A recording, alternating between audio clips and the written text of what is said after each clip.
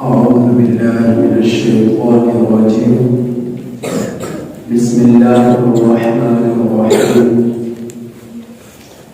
ومن الناس من يقول آمنا بالله وباليوم الآخر وما هم بمؤمنين.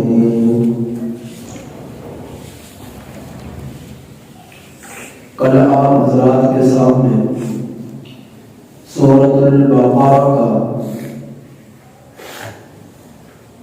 دوسرے رکوع کی آیات کریمہ جو کہ 13 آیات کریمہ پر مشتمل ہے اور 13 کی 13 آیات کریمہ میں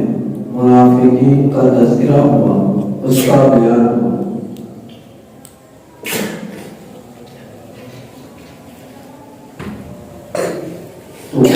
آیات کریمہ کا ترجمہ آپ حضرات کے سامنے بیان جو ہوا، آج اس کی تفسیر اختصار کے ساتھ ان آیات کریمہ کی تفسیر ذکر کرنا ضروری سمجھتا ہوں۔ اللہ رب العزت نے سورۃ البقرہ کے دو رکوعوں میں جو کہ 20 آیات کریمہ پر مشتمل ہیں، پہلے ہدایت یافتہ لوگوں کا ذکر فرمایا اور اس کے بعد اسلام سے، دین سے کھلے طور پر عنایت رکھنے والے، ایمان اور اسلام کا انکار کرنے والے، صرف اسلام اور دین سے ضد کی بنا یعنی کھلے کافروں کا ذکر فرمایا۔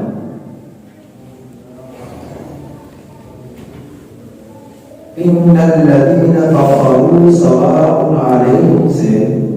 ولهم عذاب عظیم تک، اس کے بعد 13 آیات کریمہ میں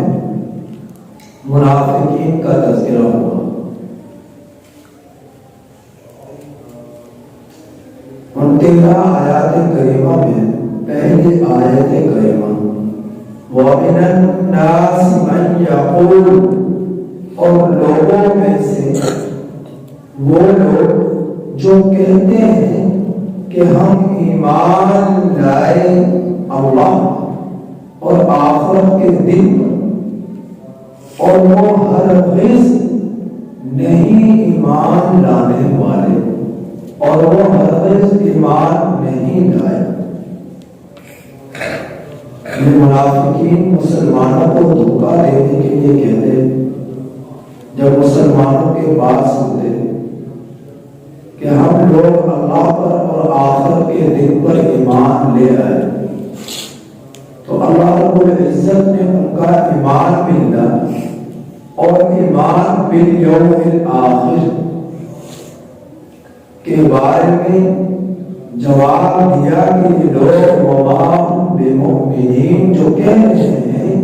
کہ ہم ایمان لائے اللہ پر اور آخرت کے دن پر، حقیقت یہ ہے کہ یہ لوگ ایمان نہیں لے کر آئے، یہ لوگ ایمان لے کر نہیں آئے۔ تو ایمان اس صورت میں ان کا معتبر ہوگا کہ جب یہ ایمان نبی کریم صلی اللہ علیہ وسلم کی طرف سے عطا کردہ تعلیمات کے مطابق ایمان لے کر آتے، جو تعلیمات اللہ کے رسول صلی اللہ علیہ وسلم نے بیان فرمائے اور اپنی زندگی میں کر کر دکھلایا، تو اللہ کی ذات پر ایمان رکھنا اور آخرت کے دن پر ایمان رکھنا، جس کے بارے میں دعویٰ کر رہے تھے کہ یہ لوگ منافقین، ان کے اندر کچھ لوگ ایسے تھے جو اہل کتاب میں سے تھے اور اپنے آپ کو مومن ظاہر کرتے تھے، کہ ہم بھی ایمان لانے والے، لیکن جو اہل کتاب تھے اور اس ایمان لانے میں انہوں نے صرف ایمان باللہ اور ایمان یوم الآخر کا ذکر کیا، ایمان بالرسول کا ذکر نہیں کیا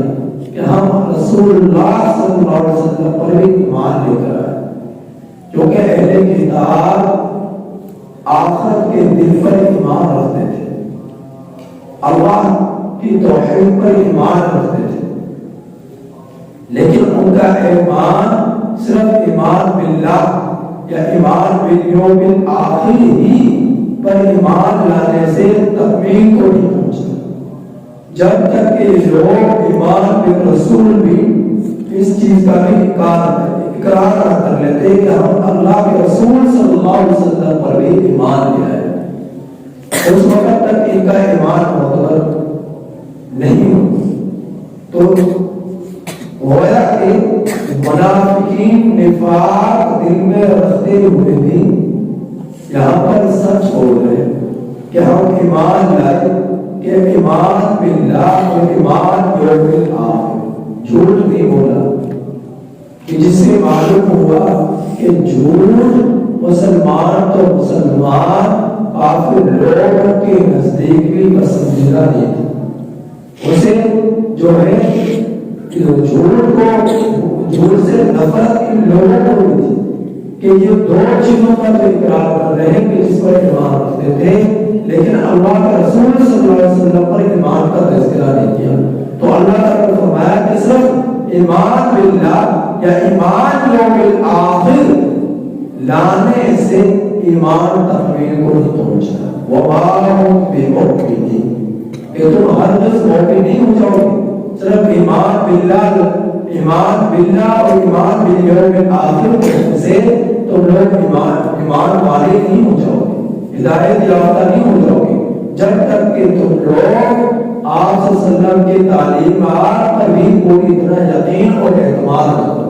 اور نبی کریم صلی اللہ علیہ وسلم کو آخر الزمان پیغمبر تسلیم نہ کرو، اس وقت تک تم ایمان والے ہو ہی نہیں سکتے۔ تو پھر فرمایا یخادعون اللہ،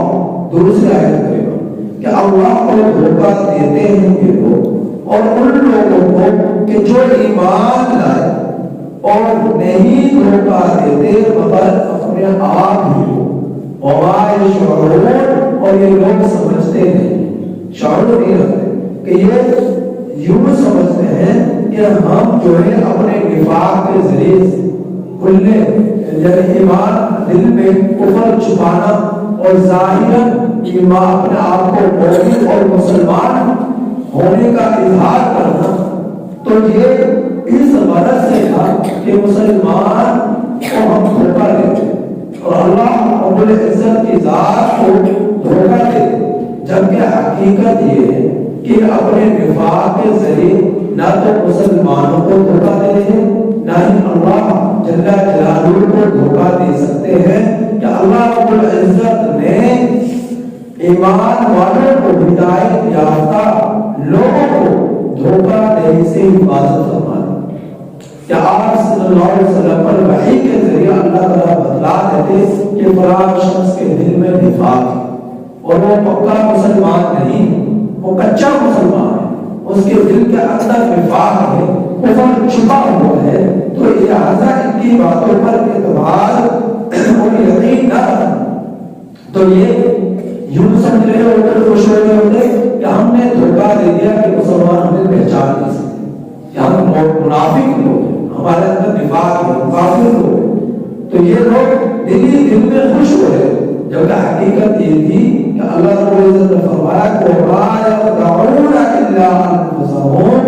کہ یہ مسلمانوں کو دھوکہ نہیں دے رہے بلکہ اپنے آپ ہی کو دھوکہ دے رہے، اور یہ سمجھتے ہی کہ یہ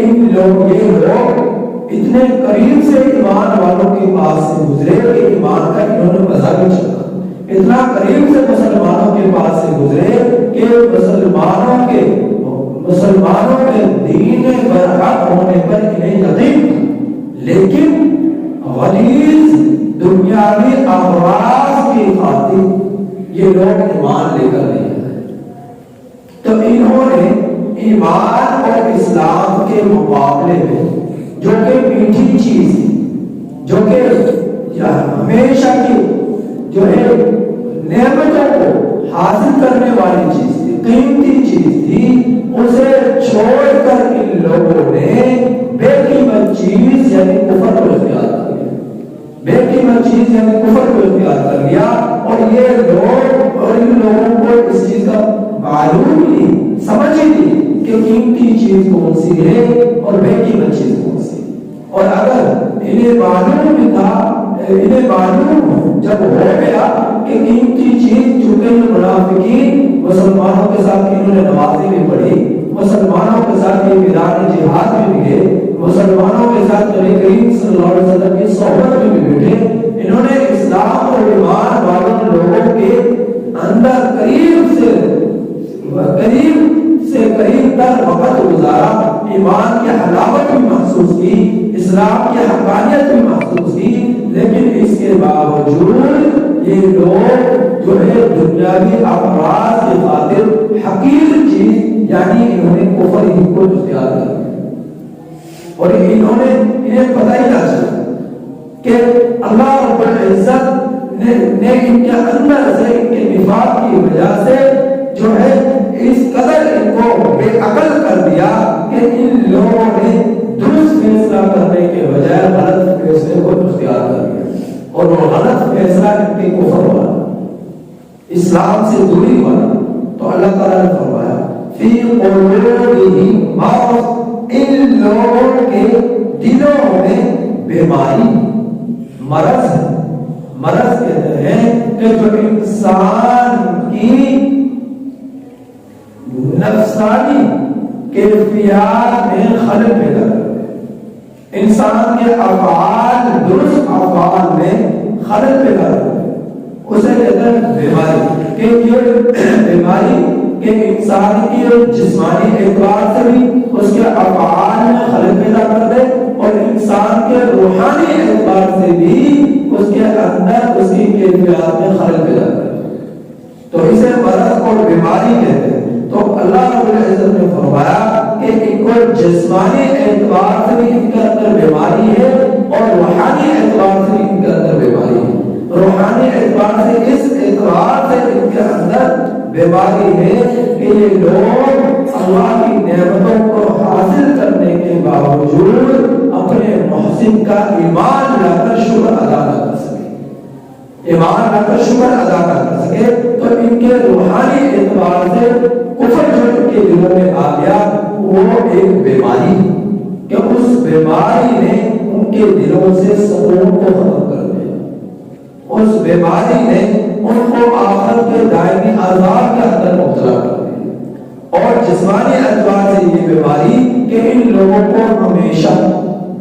ایک خدشہ لگا دیتا کہ ہمارا نفاق ظاہر نہ ہو جائے، ہمارا کفر ظاہر نہ ہو جائے، یہ خدشہ۔ اور دوسری بیماری کو یہ خدشہ، یہ ڈر، یہ خوف، ان کے اندر خوف، ان کا اندر یہ بیماری جو تھی کہ مسلمانوں کو پتہ نہ چل جائے، ایمان والوں کو ہمارے کفر کا پتہ نہ چل جائے، یہ ڈر اور خوف ان کے اندر بے سکونی پیدا کر دے، اور پھر اس سے بڑھ کر ان کے اندر حسد پیدا کر دے، اور حسد کی آگ میں یہ لوگ جھلستے چلے، اس قدر جھلسے کہ ان کے اندر سے سکون ہی ختم ہو گیا۔ اور ظاہر ہے جب انسان خوف کے اندر مبتلا ہو، کسی چیز کا خوف پیدا ہو جائے یا اس کے کسی کے اندر حسد آ جائے تو دن بہ دن وہ کمزور ہوتا چلا جاتا ہے، اور بے سکونی کی زندگی اس کے اندر غالب آ جاتی ہے۔ تو یہ لوگ اپنے نفاق کی وجہ سے جو ہے اس قدر بے سکونی کا اندر مبتلا ہو گئے کہ سکون نام کی دور تک ان کا اندر کوئی چیز نہ تھی۔ تو پھر اس بیماری میں اللہ رب العزت نے ان کو مزید بڑھا دی، یہ بیماری اس بیماری کو مزید بڑھا دیا کہ تکلیف ان کی بڑھتی ہی چلی گئی، ان کے کفر کی وجہ سے، ان کے نفاق کی وجہ سے بڑھتی ہی چلی گئی۔ تو کس طرح بڑھتی چلی گئی کہ ان لوگوں کی چاہت تھی کہ ایمان والے ختم ہو جائے، مسلمان ختم ہو جائے، نبی کریم صلی اللہ علیہ وسلم کا دین ختم ہو جائے، لیکن جتنا یہ سوچتے اور کوشش کرتے دین اسلام کو نقصان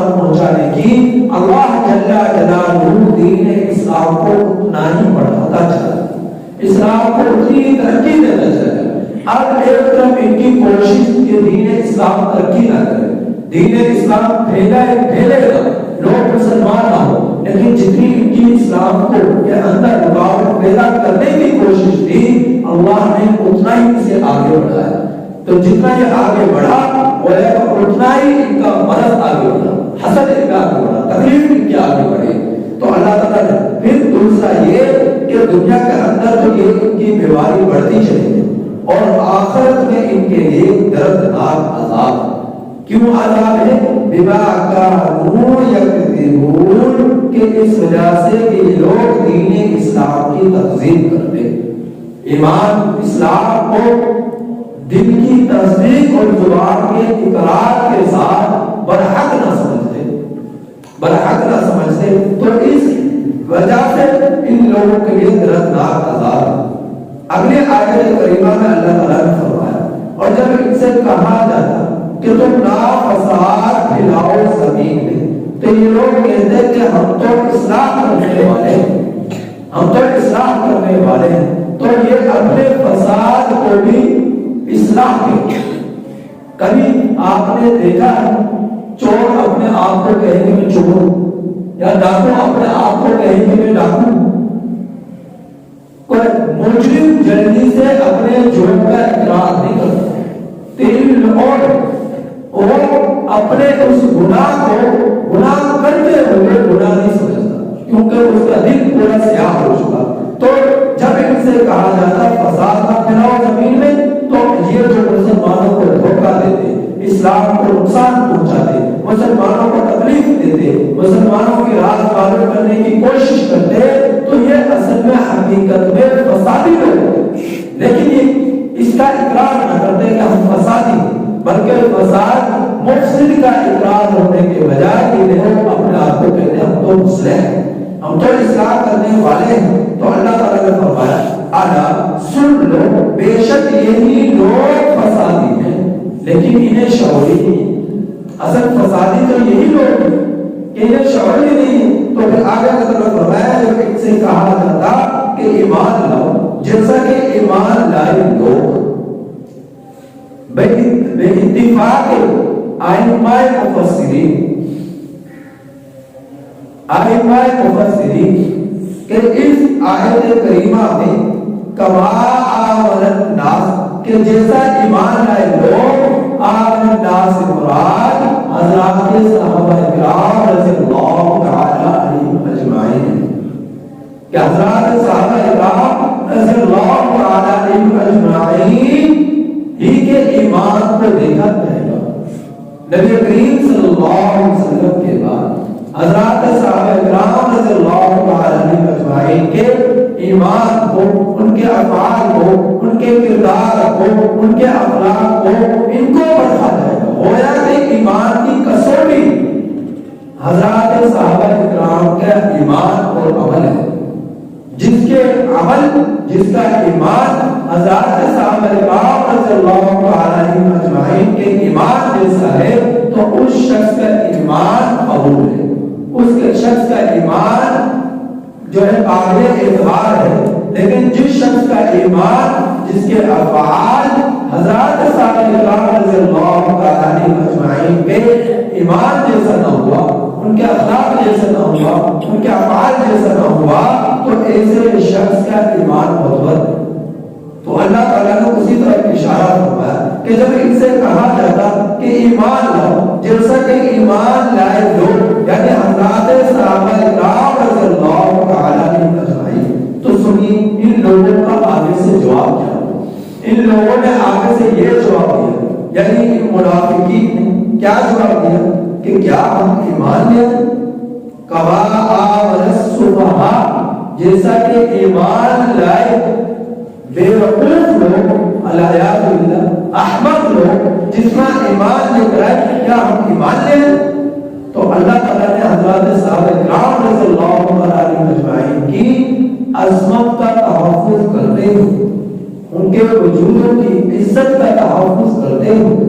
ان کی پاکدامنی کا تحفظ کرتے ہوئے, ان کے ایمان کا تحفظ کرتے ہوئے اللہ نے خود ہی جواب دیا. سنیے کیا جواب. اللہ نے جواب دیا الا سن لو، خبردار ہو جاؤ، باخبر ہو جاؤ، سنو میری بات، میں تمہیں بتاتا ہوں احمق لوگ کون ہیں، بے وقوف لوگ کون ہیں، بے وقوف لوگ کون ہیں۔ تو پھر اللہ نے بتایا انہم هم السفہاء، یہی لوگ احمق ہیں، یعنی یہ منافقین ہی بے وقوف ہیں، یہ منافقین ہی احمق ہیں کہ جو حضرات صحابہ کرام کو علیہ باللہ بے وقوف کہتے ہیں، احمق کہہ رہے ہیں۔ یہ حقیقت یہ ہے کہ منافقین ہی احمق ہیں، ولکن لا یعلمون، لیکن یہ لوگ جانتے نہیں، لیکن یہ لوگ جانتے نہیں کہ اصل میں حقیقت میں بے وقوف ہے وہ۔ وَإِذَا لَقُوا الَّذِينَ آمَنُوا، اور جب ملاقات ہوتی ایمان والوں سے، قالوا،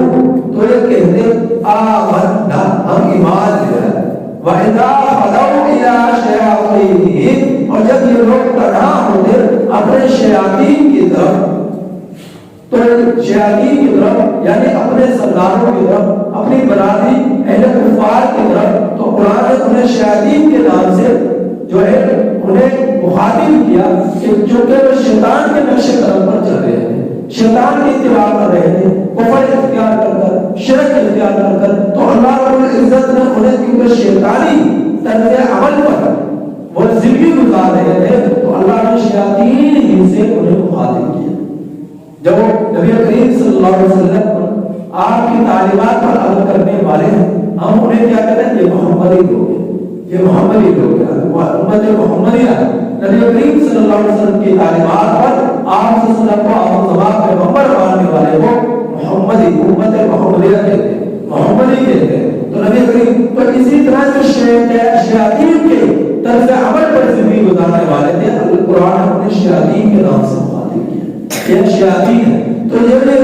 اپنے شیاطین کی طرف نہ ہوتے تو یہ لوگ کہتے کہ ہم تو تمہارے ساتھ ہیں، انما نحن مستهزئون، ہم لوگ تو استہزاء کرتے تھے، مسلمانوں کا مذاق اڑانے کے لیے کام کرتے ہیں، ان کے ساتھ رہتے ہیں، ان کے ساتھ استہزاء کرنے کے لیے ان کے ساتھ وقت گزارتے ہیں۔ تو وہی بات جو میں نے پہلے بتائی کہ جب یہ لوگ مسلمانوں کے ساتھ ہوتے ہیں تو مسلمانوں سے کہتے ہیں ہم ایمان والے ہیں، اور جب یہ مسلمانوں سے جدا ہو کر اپنی برادری اہل کفار کی طرف چلے جاتے وہ ان سے کہتے ہیں کہ مسلمانوں سے وہ ان کی ڈانٹ پرٹ کرتے ہیں، تو یہ کہتے ہیں ہم مسلمان نہیں، ہم تو تمہارے ہی ساتھ ہیں، ہمارے اندر تو کفر ہی ہے، ہم کافر ہی ہیں، ہم تو مسلمانوں کا صرف انہیں دھوکہ دینے کے لیے، ان کا استہزاء کرنے کے لیے، ان کے راز معلوم کرنے کے لیے ان کے ساتھ وقت گزارتے ہیں اور ان کے سامنے اپنے کفر کا اظہار نہیں کرتے، تو ان سے یہ کہتے ہیں۔ تو قرآن میں اللہ نے پھر ان کا جواب دیا اس بات کا کہ اللہ یستہزئ بہم، اللہ ان کا استہزاء، ان کے ساتھ استہزاء کرے گا،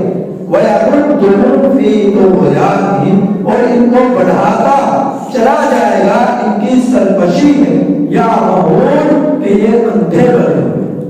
اندھے ہو گئے، اس قدر اللہ ہی ان کے ساتھ استہزاء کرے گا جیسے کہ یہ حضرات صحابہ کرام ایمان والوں کا استہزاء کر رہے ہیں، مذاق اڑانے کی کوشش کر رہے ہیں۔ تو اللہ رب العزت ان کے استہزاء کی بنا پر ان کی کفر والی بدترین غلاظت کے اندر بڑھاتے چلے جائیں، اور اللہ بھی ان کے ساتھ مذاق کرے گا، استہزاء کرے گا، ان کے ساتھ مذاق کرے گا، استہزاء کرے گا، اور ان کو ان کے کفر میں اس قدر اندھا کر دیا کہ اس اندھے نابینا ہونے کی حالت میں بینا ہوتے ہوئے نابینا ہو کر یہ زندگی گزارے، حق کو دیکھتے ہوئے نہ حق پر عمل کر رہے کہ حق کو قبول کرنے کی صلاحیت ان کی سلب ہو گئی، اپنے کفر پر رہنے کی وجہ سے، نفاق کو اپنے دلوں میں رکھنے کی وجہ سے۔ تو اللہ تعالیٰ نے فرمایا کہ اولئک الذین اشتروا الضلالۃ بالہدی، کہ ان لوگوں کے سامنے حق آ چکا تھا، ان کے سامنے دین اسلام برحق ظاہر ہو چکا تھا، نبی کریم صلی اللہ علیہ وسلم کو یہ لوگ دیکھ چکے تھے، نبی کریم صلی اللہ علیہ وسلم پر اترنے والی وحی کو یہ لوگ دیکھ چکے تھے، لیکن اس کے باوجود ان لوگوں نے حق کو نہیں چھوڑا، حق کے مقابلے میں اسلام کو نہیں چنا. دین اسلام کو چننے کے بجائے دنیاوی اغراض، غلیظ اغراض کو حاصل کرنے کے لیے، دنیا کے مفادات کو حاصل کرنے کے لیے ان لوگوں نے گمراہی کو ترجیح دے دی، کفر کو ترجیح دی، شرک کو ترجیح دے دی. فما ربحت تجارتهم، گویا کہ ان کے سامنے اچھی اور بری چیز کی تجارت تھی. ان لوگوں نے اچھی چیز، اعلیٰ چیز یعنی ایمان کو چھوڑ کر گھٹیا چیز اور جو ہے گھٹیا چیز، کمتر چیز، غلیظ چیز یعنی کفر و شرک کو اختیار کر لیا. تو حقیقت یہ تھی کہ ان کی بیوپاری جو تھی، تجارت جو تھی، وہ صحیح، وہ اس تجارت میں غلط اور درست چیز کی صحیح پرکھ نہ کر سکے، اور اگر پرکھ ہو گئی تو گھٹیا چیز کو خرید لیا اور اعلیٰ چیز کو چھوڑ دیا. تو اس اعتبار سے ان لوگوں کو اس اصلی حقیقی تجارت میں بہت بڑا دنیاوی طور پر اور اخروی طور پر نقصان ہو گیا، جس کا جو ہے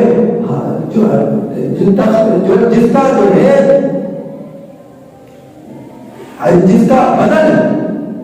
دنیا اور آخرت میں سوائے عذاب کے، اللہ کی گرفت کے، اللہ کی پکڑ کے کچھ کے نہ حاصل ہونے والا. تو انہوں نے تجارت میں گھٹیا، تجارت میں اپنا بہت بڑا ایمان اور کفر کی تجارت میں، سوداگری میں، بیوپاری میں انہوں نے بہت بڑا اپنا دنیاوی اور اخروی اعتبار سے نقصان کر دیا. وَمَا كَانُوا مُهْتَدِينَ، اور یہ ہدایت یافتہ نہ ہوئے. تو اللہ رب العزت نے پھر ان لوگوں کی دو مثالیں آخری 4 آیات میں بیان کی کہ ان لوگوں میں کچھ ایسے لوگ کہ جو کفر ہی پر جمے رہے، شرک ہی پر جمے رہے اور شرک ہی پر جمے رہے اور پکے دھکے اس پر جم گئے، لیکن ایمان کو نہیں انہوں نے قبول کیا، ایمان کو انہوں نے نہیں قبول کیا. تو ان لوگوں کی مثال یوں بیان کی کہ ان کی مثال ایسی ہے کہ کمثل الذی استوقد نارا، جیسا کہ آگ روشن ہوئی، آگ کو بھڑکایا گیا، فلما اضاءت ما حولہ، پھر اس آگ جو ہے ان کے ارد گرد اس آگ نے روشنی پیدا کر دی. ذهب اللہ بنورہم، اللہ لے گیا اس روشنی کو ان کے پاس اور چھوڑ گیا ان کو اندھیرے میں کہ اب انہیں دکھائی نہیں دیتا کہ ایمان ان کے پاس آیا. نبی کریم صلی اللہ علیہ وسلم نے انہیں دعوت توحید دی، دعوت اسلام دی. انہوں نے اس روشنی کو دیکھا اور دعوت اسلام نے، ایمان کی روشنی نے انہیں ان کے چاروں اطراف سے روشن کر دیا. روشنی ان کے سامنے تھی لیکن انہوں نے روشنی سے فائدہ نہ اٹھایا اور ظلمت ہی کو اختیار کیا کہ کفر پر جمے رہے، کفر پر جمے رہے. تو کفر یہ تاریخ تھی، ظلمت تھی، ظلمت اندھیرے میں رہے اور ایسے رہے کہ پھر انہیں دکھائی نہ دیا. تو اللہ تعالیٰ نے فرمایا کہ ایسے ہو گئے یہ لوگ جیسا کہ ایمان کو نہ قبول کرنے کی وجہ سے، اس روشنی سے فائدہ نہ اٹھانے کی وجہ سے یہ لوگ یوں ہو گئے کہ جیسا کہ صم، گونگے ہیں، بکم، بہرے ہیں، عمی، اندھے ہیں کہ دیکھ رہے ہیں حق کو لیکن قبول نہیں کر رہے، سن رہے ہیں حق کو لیکن بہرے بنے ہوئے ہیں. سن رہے ہیں، سننے حقیقت میں وہ سماعت ان کے دلوں تک پہنچ ہی نہیں رہی اور گنگے ہیں کہ لوگ حق کو بول ہی نہیں پا رہے. تو گنگے ہیں، بہرے ہیں، اندھے ہیں، فَهُمْ لَا يَرْجِعُونَ، سو یہ لوگ نہیں ہیں لوٹنے والے، نہیں ہیں لوٹنے والے. آج حق کی طرف لوٹ کر نہیں آ سکتے کیونکہ انہوں نے کفر کو اختیار کر لیا، شرک کو اختیار کر لیا نفاق کی وجہ سے، اپنے منافقت کی وجہ سے. دوسری مثال یہ رکھی کہ یا ان کی مثال آسمان سے برسنے والے پینے کی مانند ہے، اور کصیب من السماء فیہ، ظلمات و رعد و برق، کہ جس میں تاریکی ہے، گرج ہے، بجلی ہے، یجعلون اصابعهم، کہ ڈالتے ہیں اپنی انگلیوں کو اپنے کانوں میں اس گرج کی وجہ سے، بجلی کی وجہ سے، کڑک کی وجہ سے، کہ ھذا الموت، کہ قریب تھا کہ ان پر موت آ جائے۔ واللہ محیط بالکافرین، اور اللہ تعالیٰ احاطہ کرنے والا ہے کافروں کا، گھیراؤ کرنے والا ہے کافروں کا۔ یکاد البرق، قریب ہے کہ وہ بجلی اچک لے ان کی آنکھوں کو، کلما اضاء لهم، کہ جب اس کے ارد گرد روشنی ہوتی ہے ان لوگوں کے، مشوا فیہ، تو اس میں یہ لوگ چلنے لگ جاتے ہیں، اور جب ان پر تاریکی ہو جاتی ہے کہ وہ روشنی اچانک ختم ہوئی تو یہ لوگ کھڑے رہ جاتے ہیں، اور اگر اللہ چاہے تو البتہ لے جاتا ان کی سماعت کو اور ان کے آنکھوں کو۔ بے شک اللہ تعالیٰ ہر چیز پر قدرت رکھتا ہے، کہ جب ان کو اسلام، ان کے ایمان کے اسلام ان کے پاس آیا، ایمان ان کے پاس آیا، قریب سے ان کے پاس ایمان آیا، ایمان کا انہیں یقین ہو گیا، دین اسلام کا انہیں پوری طرح پر یقین ہو گیا، لیکن اس کے باوجود دین اسلام پر ایمان لے کر نہیں گیا، حق کو قبول نہیں کیا، حق کو قبول نہیں کیا، کہ یہ لوگ تو ایسے ہو گئے کہ جیو ان پر دعوت اسلام ہوتی رہی، گویا کہ وقتاً فوقتاً ان پر روشنی آتی رہی، لیکن اس کو قبول نہ کرنے کی وجہ سے وہ تاریک ہو جاتی۔ تو ایسے ہو گئے جیسے اندھیری رات میں لوگ چل رہے ہیں، اور اس اندھیری رات اتنی تاریک رات ہے کہ ان لوگوں کو کچھ دکھائی نہیں دے رہا، اور پھر اچانک بارش برسی، مینا برستا ہے، اور آسمان سے بجلی کی گرج ہوتی ہے، چمک ہوتی ہے۔ جب آپ نے دیکھا ہوگا تاریک رات میں، اندھیری رات میں جب آسمان گرجتا ہے، بجلی چمکتی ہے، تو زمین کی روشن ہو جاتی ہے، جو ہی بجلی ختم ہوئی تو زمین پر تاریکی ہوئی۔ تو یہ لوگ ایسے تھے کہ جب ان کی مثال ایسی تھی کہ بجلی گرجی تو زمین کو روشن ہو گیا تو پھر چل دی، لیکن جیسے ہی وہ بجلی کی روشنی ختم ہوئی تو یہ رک گئی، پھر بجلی کی گرج سے روشنی پیدا ہوئی تو یہ چل دی۔ تو اللہ رب العزت انہیں اس طرح